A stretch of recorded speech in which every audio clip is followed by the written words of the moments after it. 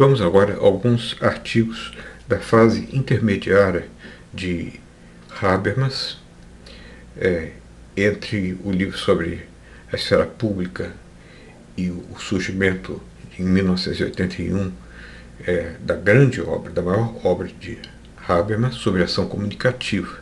Isso aí são textos de preparo para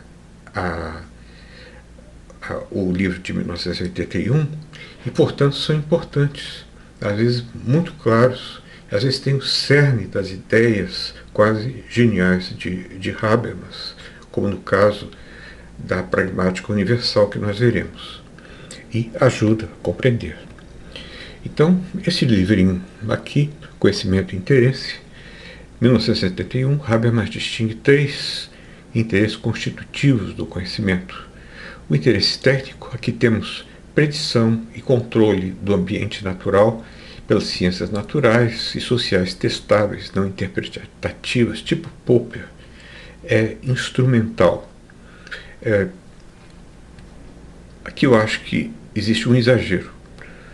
A ciência natural, física, química, astronomia, muito mais do que isso.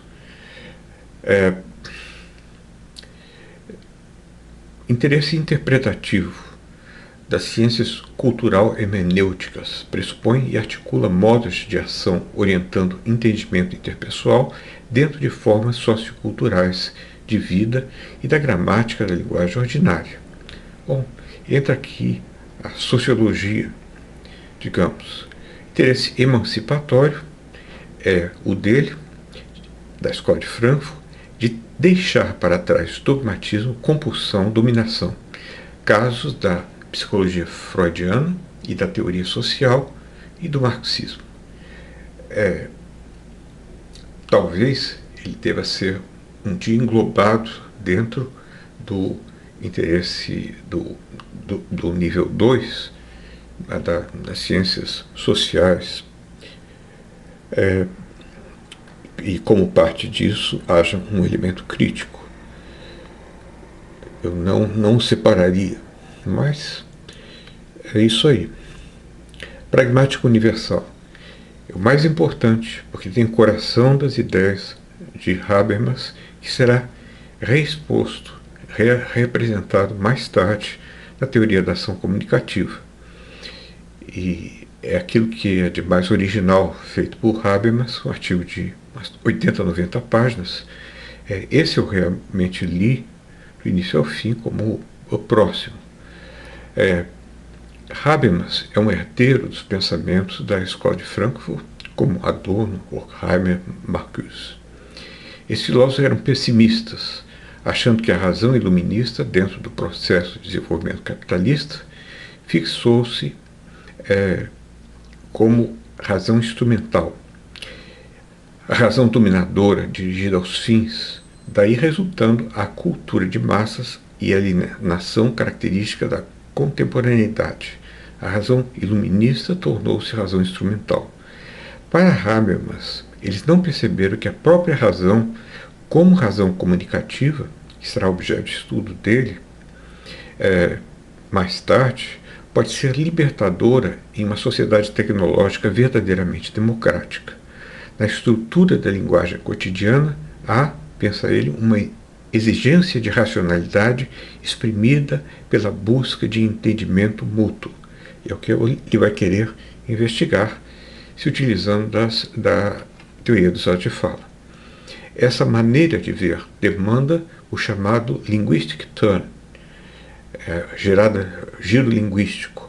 Habermas se aproxima da teoria dos atos de fala e a reforma ao tornar-lhe expressão da pragmática universal, que expressaria traços característicos de qualquer sociedade humana na linguagem, da mesma forma que uma gramática universal chomskiana, coisa assim.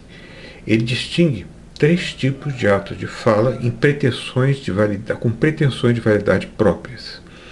O primeiro são os atos de fala constatativos: escrever, relatar, explicar, constatar as coisas. Tem a ver com o elemento cognitivo. são sobre o mundo externo na medida de sua... E a medida da sua validade é a verdade. É se você descreve de forma verídica, se você relata a verdade, se você explica a verdade. Regulativos são aqueles atos como mandar, avisar, prometer, desculpar, se batizar, etc. E a medida da sua validade é a correção normativa.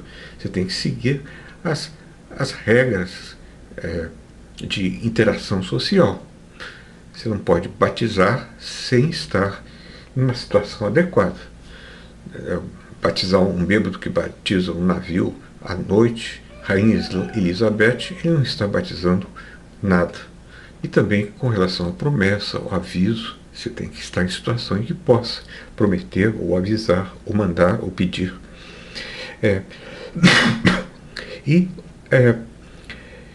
Atos de fala expressivos. Desejar, aceitar, relacionam-se a intenções e pontos de vista. Aquilo que vai na alma das pessoas. São expressões de vivências subjetivas. A medida da sua validade é a sinceridade. Então são esses os 3 atos de fala que são selecionados e que fazem parte da pragmática universal. Normalmente esses atos funcionam na comunicação sem que as suas pretensões de validade sejam questionadas. Mas se a comunicação for derrotada, as pretensões precisam ser tematizadas e estratégias de reparação ativadas. Quer dizer, pode ser que a pessoa pretenda dizer o verdadeiro, mas não se sabe. Então, nós vamos ter que avaliar. Pode ser que a pessoa pretenda agir corretamente, mas talvez não tenha agido corretamente. Então, nós precisamos avaliar. Pode ser que a pessoa tenha sido sincera, mas nós precisamos avaliar. E aqui a avaliação será o que a pessoa fizer. Então, pretensão, e a pretensão de inteligibilidade é de ser inteligível o ato. Ela é prévia e pressuposta pelos outros, que são ato que expressa pretensão de verdade predominantemente, pretensão de correção predominantemente e pretensão de sinceridade. Os 3 estão em conjunto em qualquer ato de fala, em alguma medida. Os 3 elementos, as 3 pretensões de validade. As estratégias de reparação que tematizam as pretensões de validade ocorrem no discurso-discussão, que é como eu traduzo, seguindo o Guido de Almeida, discurso. Porque, na verdade, é um diálogo. Há 2 tipos de discursos ou discursos. Palavras que pode ser traduzida como discussão ou diálogo. Primeiro, o discurso teórico. Aqui são resgatadas as pretensões de verdade. Por exemplo, uma discussão entre cientistas sobre a verdade de uma certa descoberta. Aqui eles não estão agindo, fazendo a descoberta, mas estão refletindo sobre ela e avaliando. O discurso prático. Aqui são resgatadas as pretensões de correção, atos de fala diferentes. Por exemplo, uma discussão entre juristas sobre a justificação ou correção de uma certa norma. A pretensão, como são 3 atos de fala, aqui nós temos também a pretensão de sinceridade. Essa não pode ser resgatada pelo discurso, porque a pessoa pode continuar fazendo de conta, fingindo.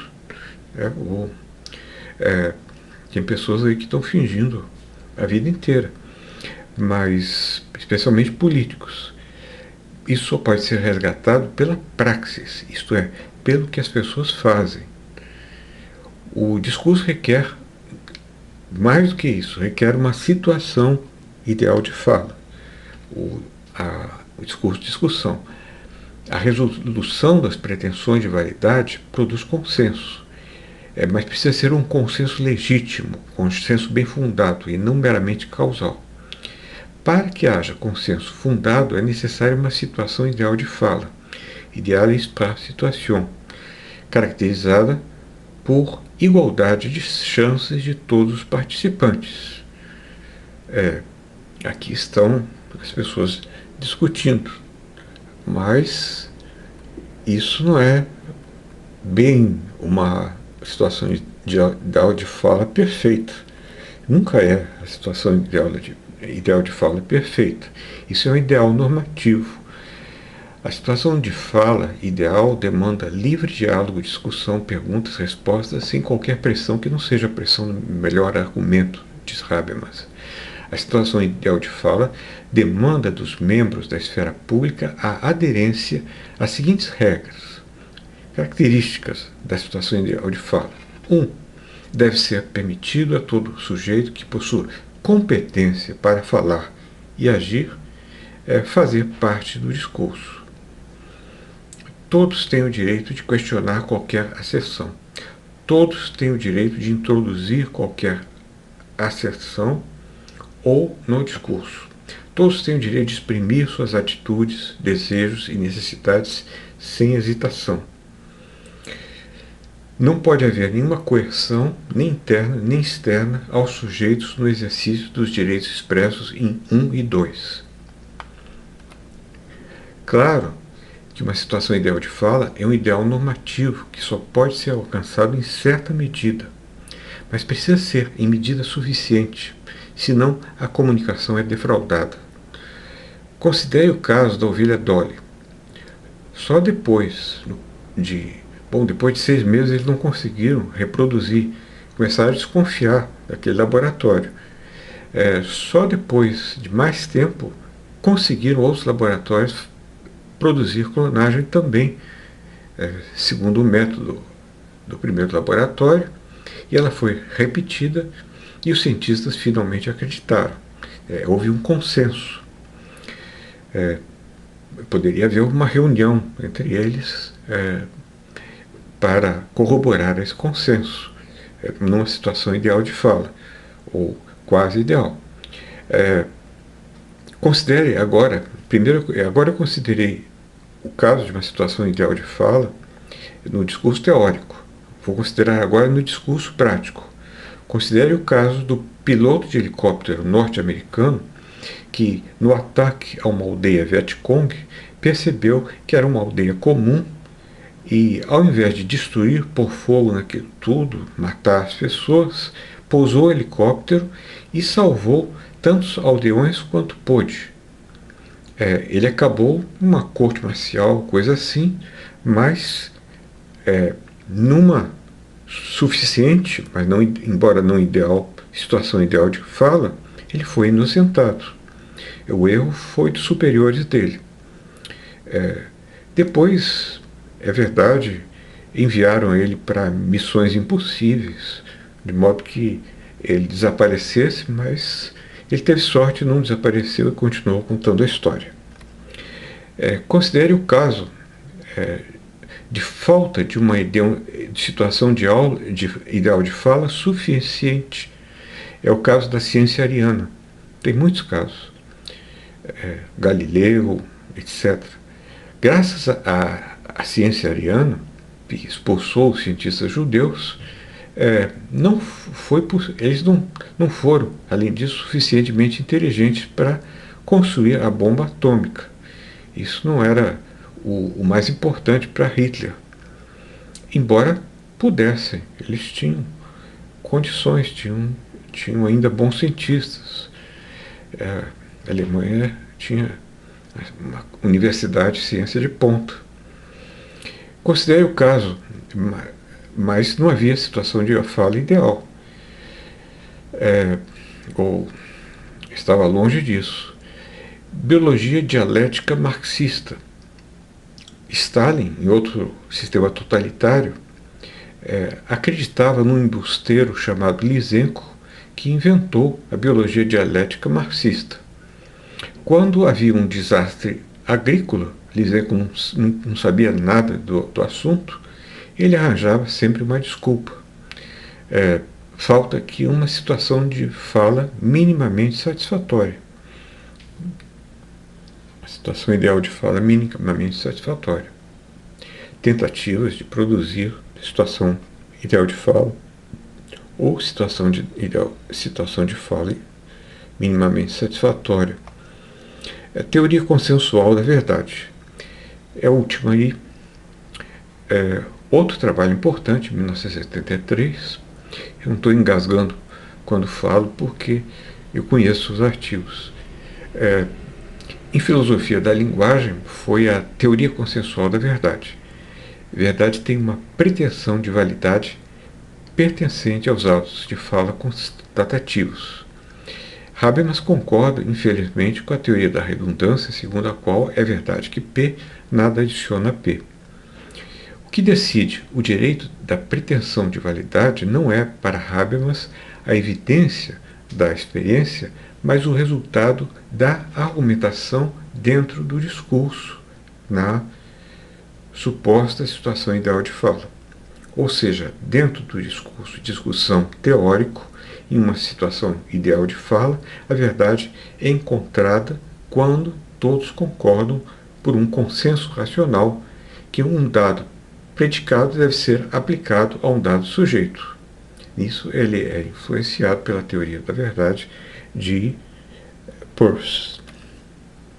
Ainda um ponto a ser considerado é que, diversamente de seus antecedentes influenciados por Kant, como Karl Otto Appel, que desenvolveu em proximidade com Habermas uma pragmática transcendental, ele não pretende mais desenvolver uma teoria social com alcance transcendental, kantiano, coisa assim. A teoria social que ele pretende desenvolver tem ambições de universalidade, mas ele admite que é falível, que é imperfeita, que poderia ser melhor desenvolvida. Ela pode ser considerada uma forma de empirismo fraco, pois é consistente com a evolução natural e localizada no mundo empírico. Isso é o que ele chama de pós-metafísica. Um outro ponto para Habermas. Esses trabalhos foram uma preparação para a obra máxima de Habermas, que foi a sua teoria do agir comunicativo.